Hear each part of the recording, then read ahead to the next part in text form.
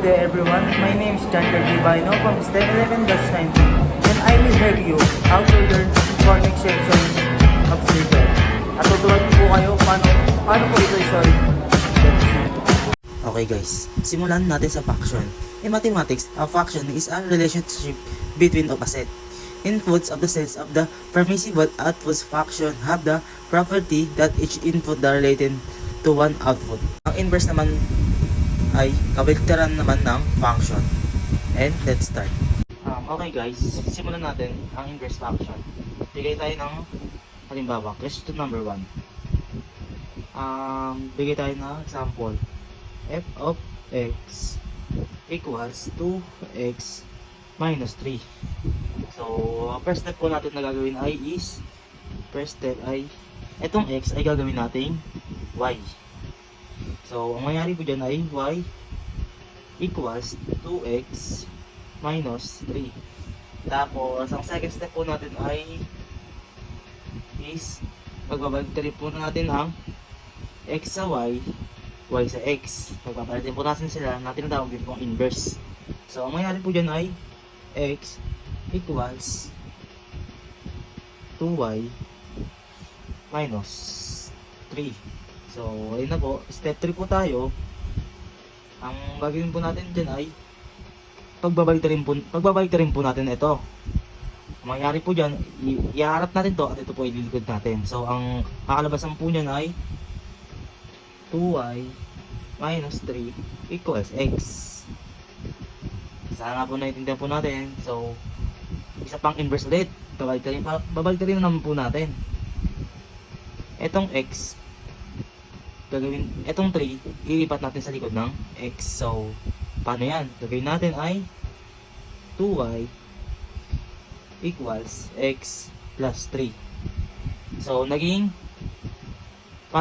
plus to kasi ito ay minus. So, negative, positive. So, ang next step po natin ay divide both side by 2.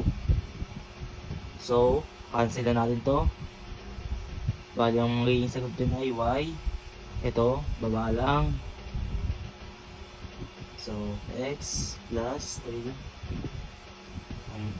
is 2. So, madali lang din po. So, sa last part po natin, step number 4 ay ito na po ang mangyayari dito ay ang y, gagawin natin ulit x.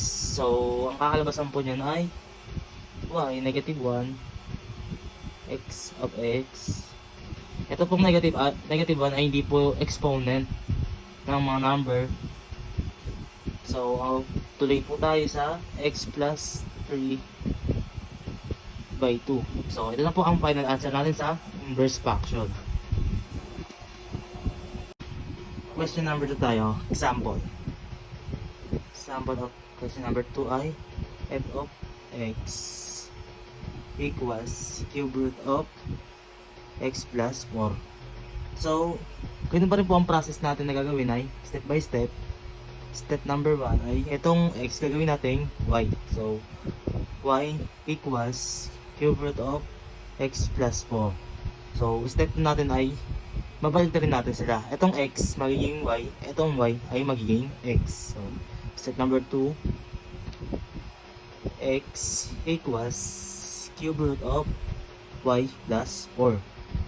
So, sa step 3 po natin naman ay ang babalik rin naman po natin, ito ay mapupunta sa harapan, itong x mapupunta sa likuran niya. So, cube root of y plus 4 equals x.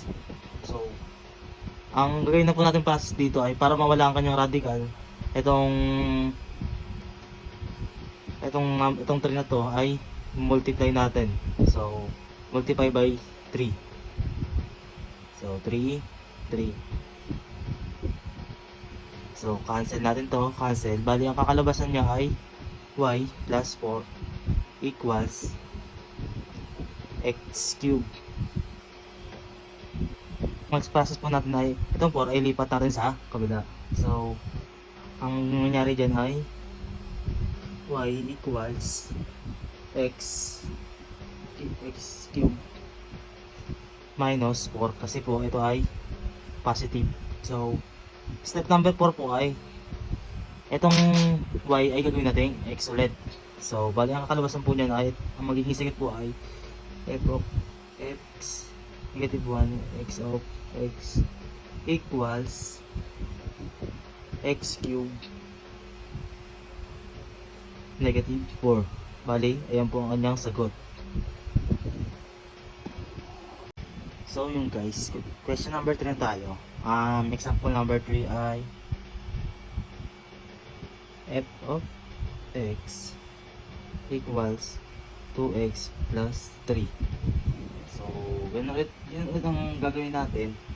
Step number 1 ay itong x gagawin natin y, bali y equals 2x plus 3. So, ang gagawin lang natin sa second step ay itong x ay magiging y, itong y ay magiging x. So, step number 2 tayo. X equals 2y plus 3. So, paano naman sa step number 3? Sa step number 3 naman po ay itong x ay ilipat natin dito sa kabila. Ito naman 2y sa kabila. So, ganito ang mangyayari dyan.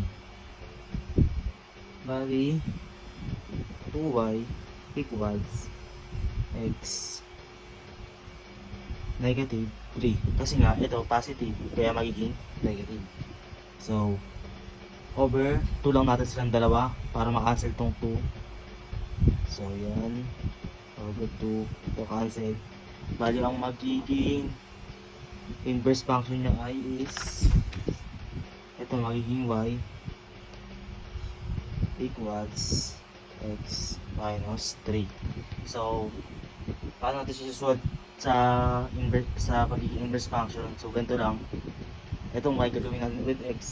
So, ang kakalabasan niyan ay is negative 1 f of x equals x negative 3 over 2. So, ito po ang ating inverse function. Question number 4 tayo ulit. Halimbawa, example, f of x equals 4x plus 2 over 5. So, ano pa rin po ang step natin, step by step. First step ulit is, itong x gawin natin y. Bali, y equals 4x plus 2 over 5. So, ang next step natin ulit, sa step number 2 naman ulit ay pagbabalik rin naman natin. Itong x magiging y, itong y magiging x.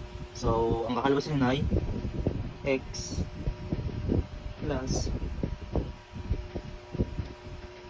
4y plus 2 over 5.